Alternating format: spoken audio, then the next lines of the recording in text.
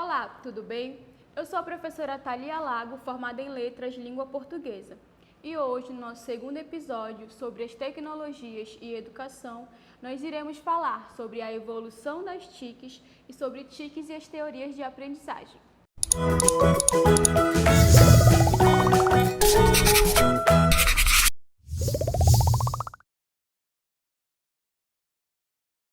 E para nós iniciarmos a nossa conversa, eu gostaria de perguntar a você, professor, você saberia me dizer o que são as TICs? Como que você relaciona as TICs e as teorias da aprendizagem?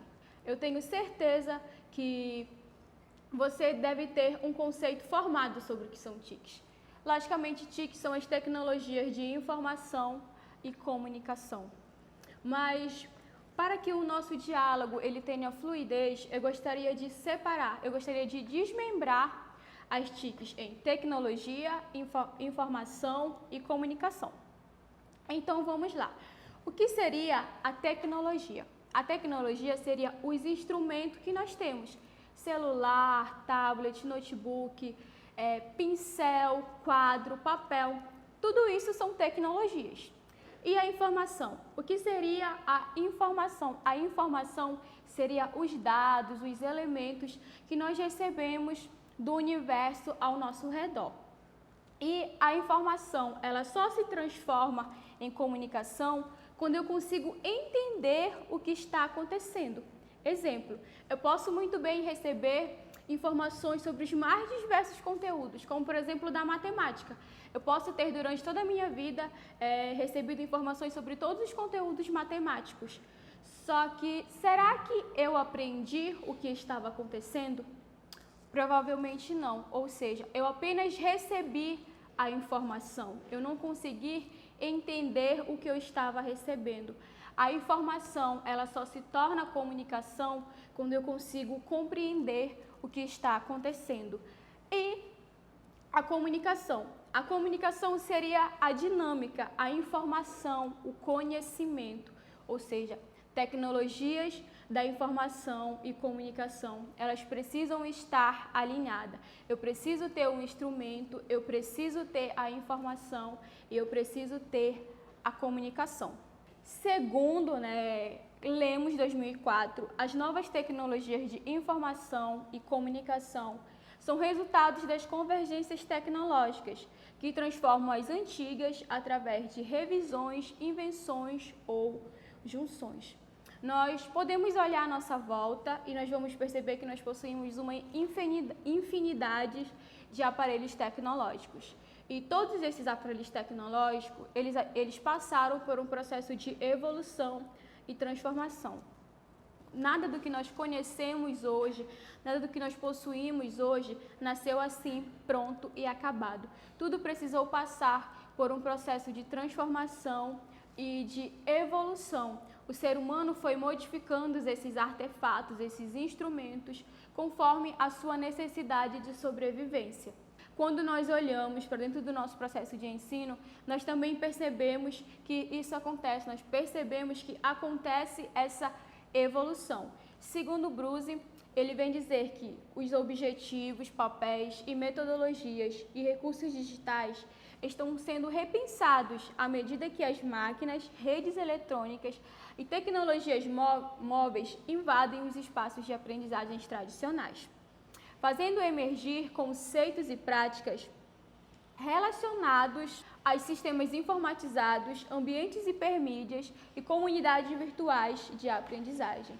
Ou seja, nós passamos a entender que tudo que há à nossa volta está sendo repassado, não só das nossas ferramentas tecnológicas, mas também dentro do nosso próprio processo de ensino-aprendizagem. O ser humano, ele olha, ele observa, ele vê quais são as suas necessidades e, a partir disso, ele vai mudando os seus instrumentos. E, dessa forma, os nossos instrumentos passam por um processo de evolução. Pois, como nós sabemos, nós estamos vivendo a sociedade da informação. A nossa sociedade, ela possui uma nova forma de se organizar, tanto socialmente, culturalmente e economicamente. E essa nova forma da sociedade se reorganizar, essa nova forma da sociedade construir as suas relações, muda também a forma como as pessoas trabalham e principalmente a forma como as pessoas aprendem. Ou seja, tudo que nós temos à nossa volta se modificou e dessa forma a sociedade também se transformou. Nós sabemos que a nossa sociedade se transforma todos os dias. Assim como nós, seres humanos, sofremos um processo de evolução, as nossas tecnologias, nossos artefatos tecnológicos, eles passaram por esse processo. O homem mudou, continua mudando e da mesma forma ele faz com os seus instrumentos. Nós conseguimos dizer que ocorreu essas mudanças, essa transformação na sociedade a partir da metade do século XX. Se nós formos comparar o século XXI com o século XX, nós conseguimos perceber grandes mudanças nos nossos adventos tecnológicos e na nossa sociedade também. Não faz muito tempo que as mulheres passaram de ser apenas donas de casa para possuírem um trabalho fora de casa. As mulheres conquistaram também o direito a voto, os nossos artefatos tecnológicos, os nossos instrumentos tecnológicos, eles mudaram. O primeiro computador, por exemplo, que era imensamente robusto, hoje em dia se transformou no que nós conhecemos hoje em algo portátil e que cabe muitas vezes na palma da nossa mão. E nós vamos entender que essa inovação, que essa sociedade da informação, ela se apresenta assim como um novo paradigma para as pessoas que usam esses artefatos. Ou seja, há um paradigma aí. A sociedade se transformou, a sociedade se transforma todos os dias e da mesma forma acontece com as ferramentas que nós utilizamos no nosso dia a dia. Mas se eu perguntasse a você, como que aconteceu esse processo? Qual foi os primeiros artefatos tecnológicos que surgiram? Quais foram as primeiras TICs que surgiram? Você saberia me dizer?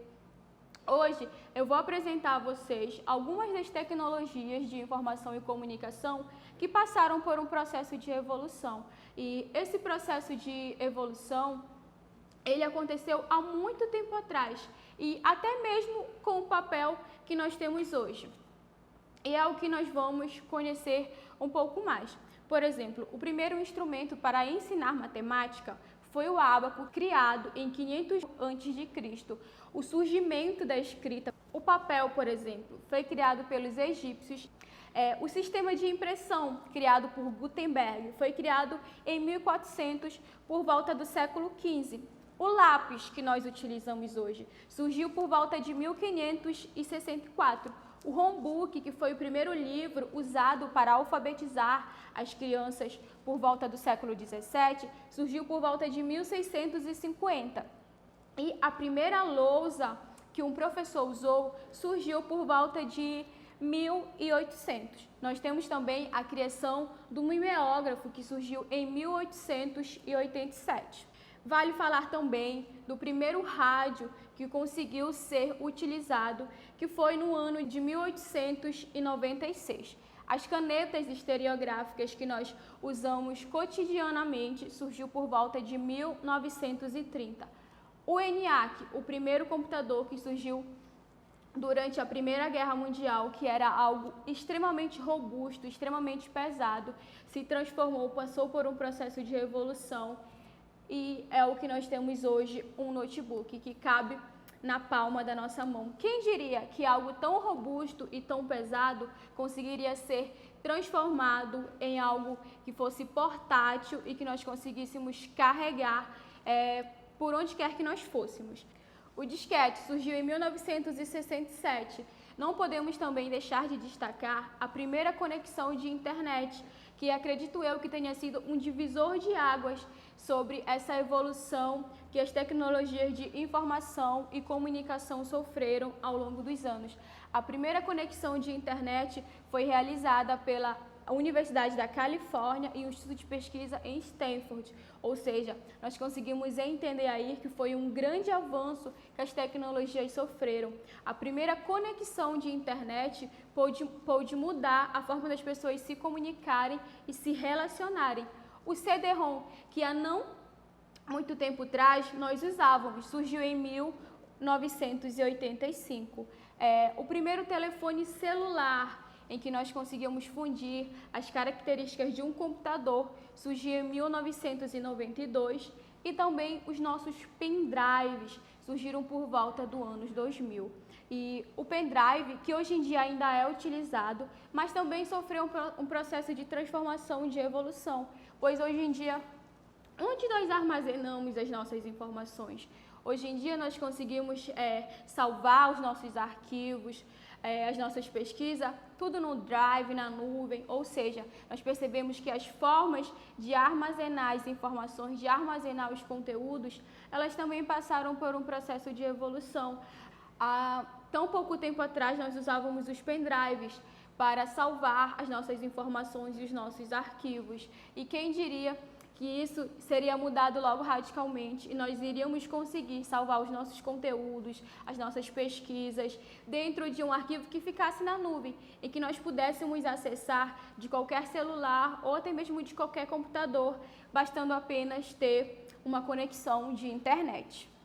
E como nós sabemos, essa explosão, essa evolução que as tecnologias de informação e comunicação sofreram, foram transformações que modificaram a sociedade como um todo e, logicamente, modificaram também a forma como as pessoas aprendem e a forma como as pessoas se relacionam. Ou seja, as tecnologias de informação e comunicação entraram dentro do processo de ensino-aprendizagem para modificar até então o que se tinha. E essa explosão tecnológica permitiu o avanço de inúmeras áreas, sendo acessível à população direta ou indiretamente, modificando o comportamento e as relações sociais. Algumas dessas mudanças são percebidas nos espaços escolares, os quais muitas vezes não conseguiram se evoluir na mesma velocidade e modelar-se ao estudante da era digital. Ou seja, nós percebemos aí que apesar das tecnologias terem adentrado nos mais diversos setores da sociedade, terem adentrado no processo de ensino-aprendizagem, nós percebemos que são poucos os professores ou são poucos os processos de ensino-aprendizagem que conseguem, de fato, alinhar as tecnologias de informação e comunicação às teorias de aprendizagem. Cria-se muitas vezes uma dicotomia em que tecnologia não se pode ser usada na educação, quando eu acredito que as coisas evoluíram e a tecnologia ela está como uma aliada dentro do nosso processo educativo. E nós precisamos muitas vezes fazer uma volta ao passado e entender quais eram as teorias de aprendizagem que nós tínhamos, teorias essas que foram disseminadas grandemente sobre o nosso processo educativo, para nós entendermos como que as novas teorias surgiram para que pudesse ser alinhado as tecnologias de informação e comunicação às teorias da aprendizagem. E nós temos aí o construtivismo, criado por Piaget durante o século XX. E Piaget ele vai defender a interação do sujeito com o objeto. Ele vai dizer que o conhecimento ele não está no indivíduo desde que ele nasce e que o conhecimento não está no meio. Ele vai dizer que para que ocorra o conhecimento, para que ocorra o aprendizado, é preciso da interação do sujeito com o objeto. Ele vai dizer que todos têm características e potencialidades, só que essas só vão ser desenvolvidas por meio da interação com o meio. Ele vai dizer também que a criança, durante esse processo, ela não é um sujeito passivo, que somente recebe a informação. A criança, o aluno, ele é um sujeito ativo, que recebe informação tanto de dentro quanto de fora e que consegue, muitas vezes, ser o protagonista do seu processo de ensino-aprendizagem. E ele vai dizer que quanto mais estímulo, quanto mais experiências, maior será a capacidade da criança em ampliar o seu conhecimento. Além do construtivismo, nós temos o socio-interacionismo criado e defendido por Vygotsky. Vygotsky vem dizer que a aprendizagem ela é uma atividade conjunta e ela acontece através de relações colaborativas. Vygotsky vem dizer que o professor ele é o mediador do saber e ele vai defender também a interação entre o sujeito, cultura e linguagem. Ou seja, para Vygotsky, a aprendizagem ela é construída socialmente, em que o professor ele vai ser o mediador do conhecimento e essa mediação ela pode ser feita tanto por signos quanto por símbolos. Vygotsky também vai defender as zonas de desenvolvimento proximal, que seriam o quê? Seriam funções que não se desenvolveram ainda, mas que estão em um processo de desenvolvimento. Quando nós olhamos para essas duas teorias, tanto o construtivismo quanto o socio-interacionismo, nós percebemos que poucas delas levam em consideração o processo da utilização das TICs, até porque foram teorias da aprendizagem que surgiram durante o século XX. Então, nós percebemos aí que foram quando as tecnologias começaram a surgir. E quando nós fazemos essa reflexão, nós percebemos que novas teorias precisavam surgir para que as tecnologias de informação e comunicação pudessem ser alinhadas às teorias da aprendizagem. É então que nós vamos ter novas teorias surgindo para que esses dilemas, para que esses problemas pudessem ser sanados e que o professor ele pudesse ter um embasamento teórico que ele pudesse aplicar na sua prática em sala de aula. E a nossa primeira teoria, muitas vezes, que surge já nessa era digital, que busca atender a aprendizagem dessa era digital, é o cognitivismo, defendida por David Ausubel. E ele vai defender que aprender é modificar o conhecimento. David Ausubel, ele vai dizer que nada se constrói do zero. Ele vai dizer que o conhecimento ele é construído a partir de algo que já existe e a partir disso que o conhecimento ele é modificado. E ele vai dizer também que para que a aprendizagem ocorra é preciso ter uma organização dentro da estrutura cognitiva dos indivíduos. E ele vai dizer também que a aprendizagem ela é construída a partir de um conhecimento prévio. E esse conhecimento prévio ele vai chamar de sumbiço dentro desse processo de ensino-aprendizagem. E ele vai dizer que a aprendizagem significativa só vai ocorrer quando uma informação nova se baseia em uma informação que já existia dentro da estrutura cognitiva dos indivíduos.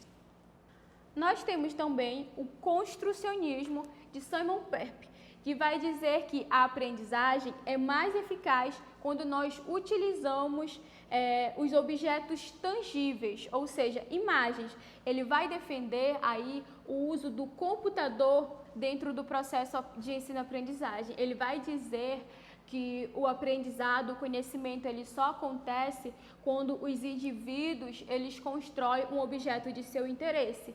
Sendo uma imagem, um texto, um mapa, ele vai dizer que o conhecimento só é possível a partir do momento que os indivíduos eles constroem um objeto e eles conseguem entender como que é o funcionamento desse objeto. E o resultado de todo esse processo de aprendizagem, todo esse processo de conhecimento, ele pode ser internalizado, ele pode ser explicado, ele pode ser exibido.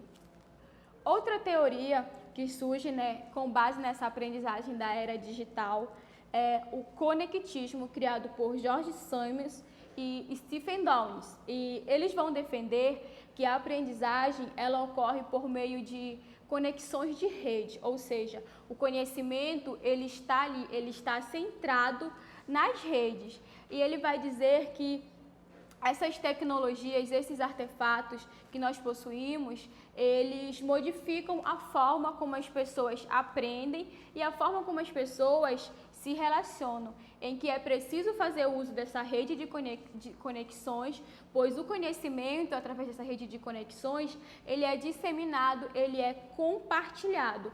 Nós vamos também ter aí uma teoria de aprendizagem que ela ultrapassa todas as teorias de aprendizagem já disseminadas pelo âmbito da educação, pois nós sabemos que o conectivismo ele foi uma teoria criada para atender às necessidades dos nativos digitais, ou seja, é uma teoria que surge justamente para vir atender a essas necessidades, pois como nós sabemos, a sociedade ela precisa de uma teoria que consiga alinhar as tecnologias de informação juntamente às teorias de aprendizagem. É justamente para isso que o conectivismo ele surge. Ele visa atender às necessidades dos nativos digitais, assim também como a nova organização que a sociedade tem feito nos últimos anos.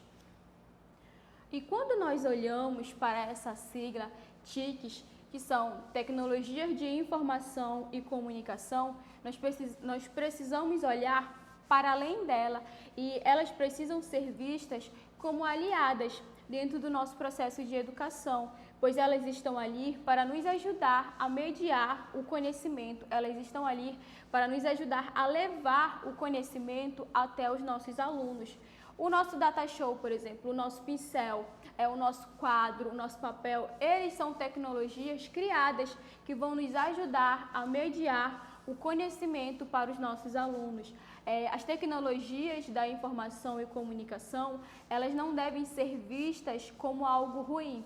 Claro, existem benefícios e existem prejuízos, mas nós devemos tentar pegar o lado positivo e usar ao nosso favor dentro do processo de ensino-aprendizagem. Não pense você, professor, que se você levar um instrumento tecnológico, um artefato tecnológico para a sua sala de aula, você vai dar o conhecimento já mastigado para o seu aluno. Não, talvez isso instigue o seu aluno a pensar um pouco mais, a querer muitas vezes saber muito mais sobre o conhecimento. Isso pode instigar o seu aluno a realmente a querer experienciar os conteúdos de forma a experimentar, a viver em sua realidade. E nós sabemos que as TICs, elas são os recursos e elas estão presentes já no nosso dia a dia. Os nossos estudantes, eles estão imersos nesse mundo tecnológico, nesse advento das tecnologias. E o que nós vamos fazer? Nós vamos desprezar ou nós vamos utilizar ao nosso favor? Nós sabemos que as tecnologias de informação e comunicação nos permite ampliar a visão de mundo dos nossos alunos. Ela nos permite ampliar o horizonte de expectativa que os nossos alunos possam ter do que seria o aprender, do que seria possuir o conhecimento. Você, professor, é o mediador. Cabe a você tomar posse dessas tecnologias de informação e comunicação e ter um aluno mais colaborativo dentro das suas aulas. Quando essas novas teorias vão surgindo, como o construcionismo e como o conectivismo, eles surgem justamente para isso, para defender o uso das redes, defender o uso do computador dentro da nossa sala de aula. Claro que nós percebemos que os nossos alunos, eles possuem realidade diferente. Nós sabemos que as nossas escolas, elas possuem realidades diferentes. Mas aos poucos, eu acredito que nós conseguimos construir um conhecimento em que se consegue alinhar as tecnologias de informação às teorias da aprendizagem. Por mais que esse começo seja um começo lento, mas nós precisamos fazer uso dessa tecnologia na nossa sala de aula. Hoje em dia, nós temos à nossa disposição inúmeros aplicativos que nos permitem ampliar a nossa realidade da sala de aula. Algo muitas vezes que antes não era possível, hoje nós conseguimos levar o nosso aluno para sair da sala de aula sem que ele precise sair necessariamente das quatro paredes. Você pode, por exemplo, pegar uma aula de geografia, você pode usar o mapa que existe muitas vezes nos nossos aplicativos de celulares e levar o seu aluno a visitar todos os pontos turísticos da sua cidade, ou seja, são tecnologias da informação e comunicação que podem te proporcionar levar o seu aluno a viajar, a conhecer um pouco mais e ser algo atrativo, porque algo que você somente iria falar, você está trazendo ali, você está colocando a realidade do aluno junto à sua teoria, junto ao que ele está aprendendo dentro da sala de aula. E nós devemos entender, claro, além de tudo, que a tecnologia, ela precisa ser pensada e ela precisa ser analisada dentro do nosso processo educativo. Por que será que você, professor, muitas vezes deixa de usar uma tecnologia? Por que será que você, professor, não consegue fazer um instrumento que consiga fazer com que o seu aluno ele consiga pensar na sua sala de aula? Talvez você ainda esteja preso a modelos tradicionais de ensino e isso precisa ser mudado. Nós precisamos nos avançar, nós precisamos evoluir e fazer uso cada vez mais das tecnologias de informação e comunicação dentro do nosso processo de ensino. Nós somos capazes por gerar nos nossos alunos competências e habilidades cada vez mais que está pedido na nossa realidade. Então, eu e você, professor, nós precisamos tomar posse dessas tecnologias e começar a utilizá-las a nosso favor dentro do processo de ensino-aprendizagem, pois se eu e você não fizermos isso, ninguém fará. Se eu e você queremos uma educação de fato com qualidade, nós precisamos fazer isso, nós precisamos evoluir, nós precisamos nos soltar das amarras de uma educação tradicional e fazer com que a educação ela seja algo atrativo para os nossos alunos. E as tecnologias, elas estão aí para isso, elas estão aí muitas vezes para facilitar o nosso processo de ensino-aprendizagem dentro das salas de aula. Mas muitas vezes você, professor, fica lamentando, dizendo que antes era melhor do que hoje, quando na verdade você tem instrumento que você pode utilizar, instrumentos que você pode alinhar juntamente à sua prática em sala de aula, que vão te trazer inúmeros benefícios. Benefícios como um aluno que preste mais atenção na sua aula, um aluno mais colaborativo, um aluno que é mais autônomo dentro do nosso processo de ensino-aprendizagem, algo que é muito importante nos nossos dias de hoje. Nós precisamos construir um aluno, um indivíduo que tem autonomia dentro do seu processo de ensino-aprendizagem. E as tecnologias de informação e comunicação são artefatos preciosos para alcançar essas metas e esses objetivos. Pois, conforme Paulo Freire, ensinar não é transferir conhecimento, mas criar possibilidades para a sua própria produção e sua construção. Ou seja, eu e você, professor, nós não estamos ali para transferir o conhecimento para os nossos alunos, mas nós estamos ali para criar possibilidades, criar meios, criar medidas para que esse conhecimento seja aprendido pelos nossos alunos.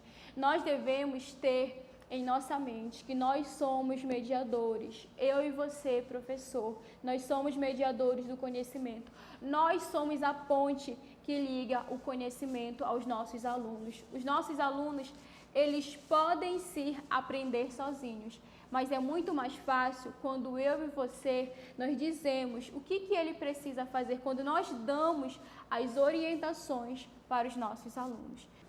Esse foi o nosso episódio de hoje. Eu espero que vocês tenham gostado e que vocês possam estar comigo no nosso próximo episódio aqui no programa Liberal na Escola, que vai falar sobre cultura make e infância e tecnologia. Então, até logo e eu conto com a presença de vocês no nosso próximo vídeo.